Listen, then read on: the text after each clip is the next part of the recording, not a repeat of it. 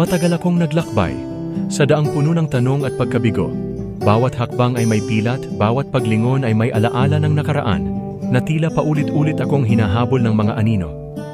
Pumikit ako, naghintay, nagsaliksik sa dilim ng kawalan, umaasang may sagot sa bawat luha, sa bawat dasal na pilit kong sinisigaw sa katahimikan. May darating ba? May nakalaan ba talaga para sa akin?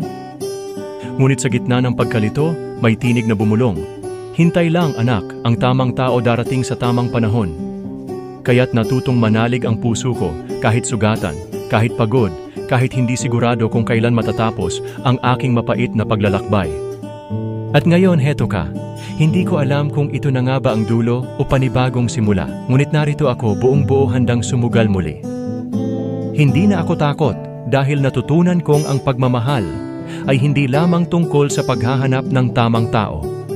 Ito'y tungkol din sa pagbuo ng sarili, sa pagiging handa. Handa kang mahalin ng totoo at handang magmahal ng walang alinlangan.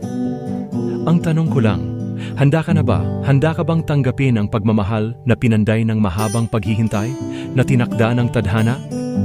Kung ikaw man ang sagot sa matagal kong dasal, sana ikaw rin ang magsabi, sa wakas ako rin ay handa na.